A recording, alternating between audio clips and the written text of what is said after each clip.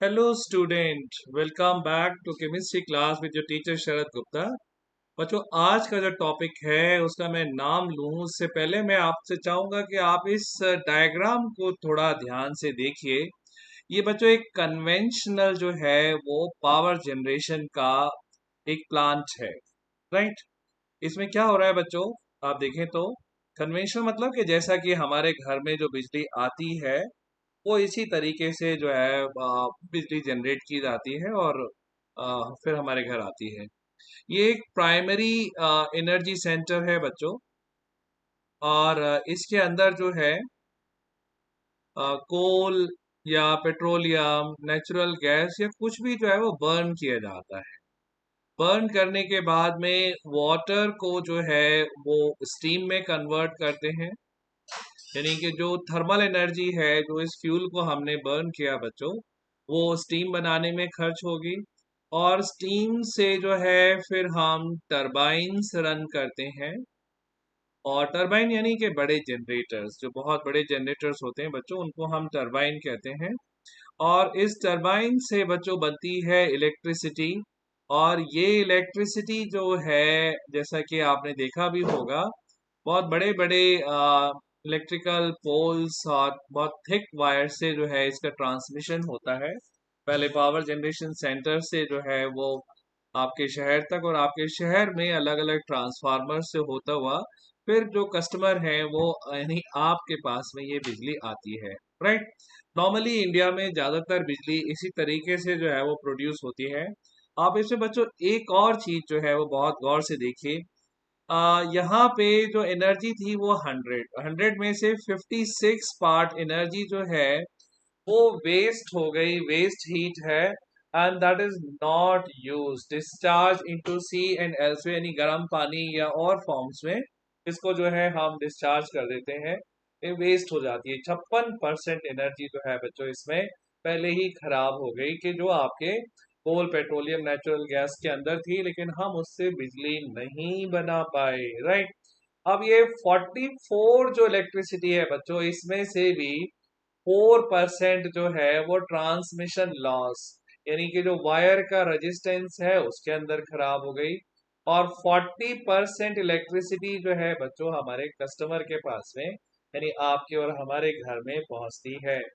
तो आप देखिए बच्चों कि ये हमारे इंडिया का या दुनिया का सबसे ज्यादा यूज करा जाने वाला प्रोसेस है, कन्वेंशनल सिस्टम है, यानी कि पारंपरिक सिस्टम है। और इससे हम सबसे ज्यादा बिजली बनाते हैं, लेकिन इससे बिजली का लॉस हो रहा है 60%।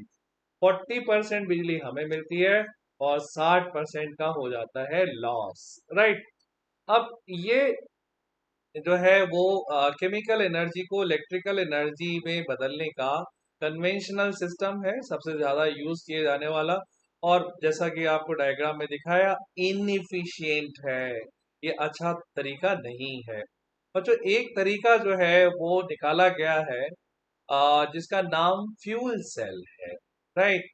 ज्यादा नोन अभी इसलिए नहीं है क्योंकि लेटेस्ट टेक्नोलॉजी है। और लेटेस्ट टेक्नोलॉजी होने की वजह से अभी जो है वो ज्यादा हम लोग इसके बारे में, कम से कम कॉमन लोगों को नहीं पता होता है।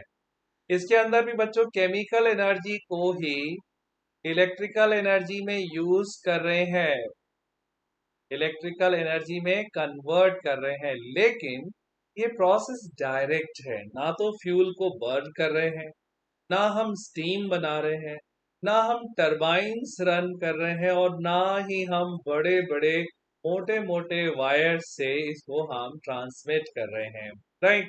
इसके अंदर आप देखें बच्चों, तो ये एक हाइड्रोजन गैस को यहाँ से फीड किया गया, ऑक्सीजन गैस को यहाँ से फीड किया गया। और बीच में ये दोनों तरफ जो ये एनोड और कैथोड लगे बच्चों, ये कैटलिस्ट होता है, राइट।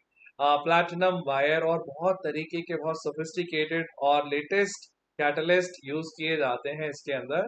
और बीच में बच्चों ये आपका ऑक्सीजन और हाइड्रोजन की रिएक्शन से 2H2 + O2 is equal to 2H2O, ये केमिकल रिएक्शन होती है और इससे बन जाता है water.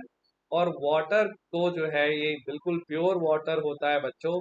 You can use it for any purpose, right. तो वाटर के यूज पे भी आएंगे बच्चों, लेकिन अभी आप इस प्रोसेस को गौर से देखिए। क्या हमने फ्यूल को बर्न किया? नहीं। क्या हमने कोई स्टीम बनाई? नहीं। क्या हमने कोई टरबाइन रन करी? नहीं। क्या जो बिजली इसमें प्रोड्यूस हुई उसको हमें ट्रांसपोर्ट करने की जरूरत है? आंसर बच्चों नहीं है, क्योंकि ये फ्यूल सेल छोटे बड़े सभी तरीके के बनाए जा सकते हैं और जितनी इलेक्ट्रिसिटी की रिक्वायरमेंट है ऑन साइट जनरेट किया जा सकता है, तो ट्रांसपोर्टेशन का कोई जरूरत नहीं होती है। और एक जो और सबसे इम्पोर्टेंट बात है बच्चों, वो आप पावर जनरेशन सेंटर में देखिए, ये आपको चिमनी दिखाई दे रही है बच्चों। ये चिमनी क्या निकाल रही है? They are giving out pollution, they are giving out smoke, they are giving out unburnt carbon particle, they are giving out SO2, they are giving out NO2. So many bad chemicals are coming out from a conventional system. और उसके दूसरी तरफ देखिए बच्चों, जो हमारा fuel cell है उससे क्या चीज निकल के आ रही है? वाटर, वाटर, और वो भी इतना प्योर, यू कैन ड्रिंक, आप इसको यूज कर सकते हैं पीने के लिए, राइट। अगर हमारा जो कन्वेंशनल सिस्टम है बच्चों, वो केवल हमको 40% एनर्जी दे रहा है, तो ये वाला कितना देता है? ये देता है बच्चों 70%, 70% इलेक्ट्रिसिटी। तो उसकी वजह से फ्यूल सेल्स होते हैं बहुत ज्यादा इफेक्टिव, ना पॉल्यूशन निकल रहा है और इफिशियंसी भी इसके अंदर बहुत ज्यादा होती है, राइट बच्चों। तो ये फ्यूल सेल के बारे में थोड़ा सा जनरल इंफॉर्मेशन है। One of the most successful fuel cell uh, used uh, that is having hydrogen and oxygen to form water, जैसा आपको अभी पिक्चर में दिखाया गया है। इसमें हाइड्रोजन गैस यूज हो रही है और साथ में इसमें यूज हो रही है ऑक्सीजन, और जिससे बन रहा है water, right. The cell was used for providing electrical power in Apollo space program, यानी कि 1970 अराउंड, ये 72 बच्चों, एग्जैक्टली आई डोंट रिमेम्बर। लेकिन अपोलो स्पेसशिप प्रोग्राम जो भेजा गया था अमेरिका द्वारा, उसके अंदर इसको यूज किया गया था। इसके दो पर्पस थे बच्चों। एक तो इलेक्ट्रिसिटी तो प्रोड्यूस कर ही रहा था, साथ में जो वाटर वेपर प्रोड्यूस करी गई थी बच्चों इसमें, उसको भी कंडेंस करके इसको ड्रिंकिंग वाटर में यूज किया गया था, राइट। और एस्ट्रोनॉट्स ने इसके पानी को पी के ही सरवाइव किया था, राइट बच्चों। तो ये जो है आपका थोड़ा सा इसका हिस्टोरिकल बैकग्राउंड है, और इसकी जो केमिकल रिएक्शन है बच्चों वो भी देख लीजिए कि what are the chemical reaction.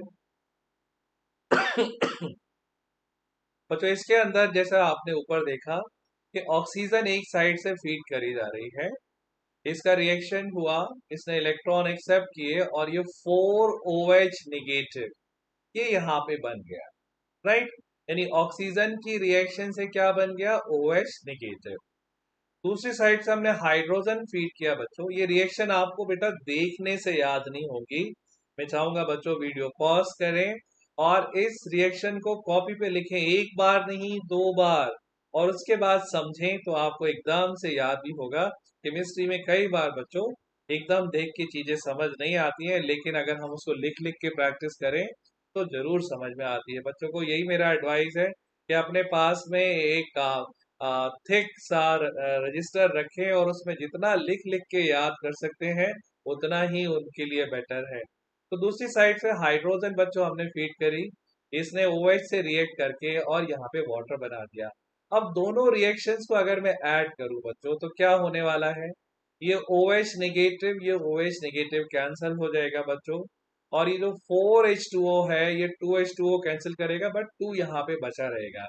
यानी ओवरऑल रिएक्शन हो जाएगा O2 plus 2H2 is equal to 2H2O, यानी कि 2H2 plus O2 is equal to 2H2O, ये रिएक्शन हो जाएगा और इलेक्ट्रिसिटी मिलेगी आपको बिल्कुल इस रिएक्शन से।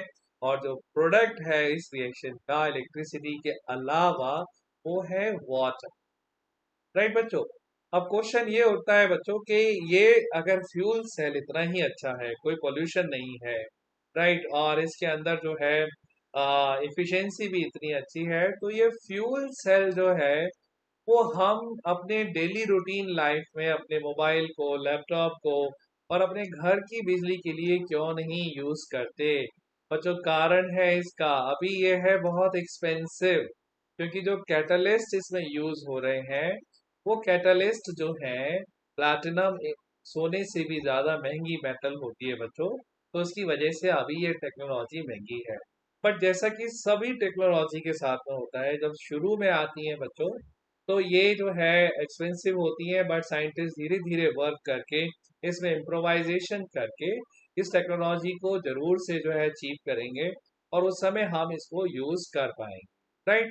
एक और चीज है बच्चों इसके अंदर, वो है हाइड्रोजन को लेके। हाइड्रोजन गैस दिखने में जितनी इनोसेंट होती है बच्चों, उतना ही ज्यादा प्रॉब्लमेटिक होती है, राइट। क्या प्रॉब्लम है इसके साथ में? Problem number one, very difficult to liquefy. इसको लिक्विफाई करना बच्चों मुश्किल होता है, यानी इसको गैस से अगर लिक्विड में कन्वर्ट करना है तो बहुत हाई प्रेशर लगाना पड़ता है। अब बच्चों कहेंगे कि अरे सर इसमें क्या प्रॉब्लम है, हमें गैस को गैस फॉर्म में यूज कर लेंगे और इसको हमें लिक्विड में कन्वर्ट करने में मुश्किल है तो हम नहीं करेंगे। अरे प्यारे बच्चों, गैस में यूज करना तो आसान है और हम गैस में यूज कर भी रहे हैं, अगर आपने ऊपर सेल देखा हो। लेकिन इतनी सारी गैस को हम ट्रांसपोर्ट कैसे करेंगे? अगर हमें बल्क में बनाना हो तो हमें इस गैस को लिक्विड में ही ट्रांसफर करके, कन्वर्ट करके ही हम इसको ट्रांसपोर्ट कर सकते हैं, जो कि एक डिफिकल्ट प्रोसेस है। चलो बच्चों, कैसे भी करके बहुत हाई प्रेशर लगा के आपने इसको लिक्विफाई कर लिया, कंटेनर में बंद कर लिया। दूसरी बात यह है बच्चों, जो हाइड्रोजन के बारे में बहुत इंपॉर्टेंट है, कि ये एक्सप्लोजिव है। यानी कि अगर इसमें बाई चांस बच्चों हाइड्रोजन गैस और ऑक्सीजन गैस का फ्यूल सेल से पहले ही किसी एक्सीडेंट में लीकेज हो गया, राइट, और लीकेज को एक स्पार्क मिल गया, तो इससे हो जाएगा एक्सप्लोजन और बहुत बड़ा एक्सीडेंट। तो इसकी वजह से बच्चों हाइड्रोजन के फ्यूल सेल में कुछ चैलेंजेस हैं, लेकिन एडवांटेजेस भी बहुत सारी हैं। इसलिए फ्यूल सेल एक प्रॉमिसिंग टेक्नोलॉजी है फ्यूचर की।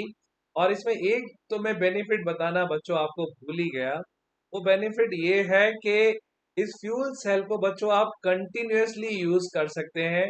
ये आपके ड्राई सेल या आपके बाकी सेल्स की तरह यूज एंड थ्रो नहीं है। क्यों? क्योंकि आपको कुछ नहीं करना है, कंटिन्यूअसली ऑक्सीजन फीड करते रहिए, कंटिन्यूअसली हाइड्रोजन फीड करते रहिए, तो ये सेल कभी खत्म या बेकार या खराब नहीं होगा। तो आप इसको कंटिन्यूअसली यूज कर सकते हैं, राइट बच्चों। तो फ्यूल सेल को एक बार समराइज कर लेते हैं। हमने सबसे पहले पढ़ा कि भाई कन्वेंशनल पावर जनरेशन के मेथड से हमको जो है वो पावर में लॉस हो रहा है, पॉल्यूशन हो रहा है। तो टेक्नोलॉजी आई फ्यूल सेल की। फ्यूल सेल में कंटिन्यूअसली हाइड्रोजन ऑक्सीजन को फीड करा के हम इलेक्ट्रिसिटी प्रोड्यूस कर रहे हैं, साथ में वाटर एज ए वेस्ट बन रहा है, जो कि बिल्कुल क्लीन है, सेफ है। फिर हमने पढ़ा बच्चों कि ये फ्यूल सेल जो है वो हमने अपोलो सेकेंड स्पेसशिप में यूज किया, और इससे हमने बिजली भी बनाई, और इससे जो वाटर बना वो एस्ट्रोनॉट्स ने उसको ड्रिंकिंग पर्पस में यूज किया। हमने बच्चों इसकी रिएक्शन देखी, कैथोड और एनोड रिएक्शन दोनों को जब हमने जोड़ा तो 2H2 plus O2 is equal to 2H2 आ गया, यानी इसमें कोई भी पॉल्यूटिंग केमिकल नहीं बना, राइट। फ्यूल सेल को यूज करने की प्रॉब्लम कुछ ही है बच्चों, एक्सपेंसिव है, हाइड्रोजन को लेके कुछ प्रॉब्लम्स हैं, और इन दोनों प्रॉब्लम्स को जैसे ही सॉल्व कर लिया जाएगा, हो सकता है फ्यूल सेल आपको ही कुछ ही दिनों में जो है वो थोड़ा लार्ज स्केल पे इसका यूज होना मिल जाए, राइट बच्चों। तो इसके साथ ही आज का लेसन खत्म होता है बच्चों। इलेक्ट्रोकेमिस्ट्री चैप्टर हो गया है फिनिश। बच्चे करेंगे अच्छे से रिवाइज, और नहीं किया है अगर चैनल को सब्सक्राइब तो कर दीजिए सब्सक्राइब, और बेल बटन को दबाना ना भूलें बच्चों। लास्ट में कमेंट जरूर लिखिए बच्चों, अच्छा लगे तो अच्छा और खराब लगे तो खराब, अपना प्रॉब्लम लिखिए। I will try to answer that, right बच्चों। Thank you very much, God bless you all.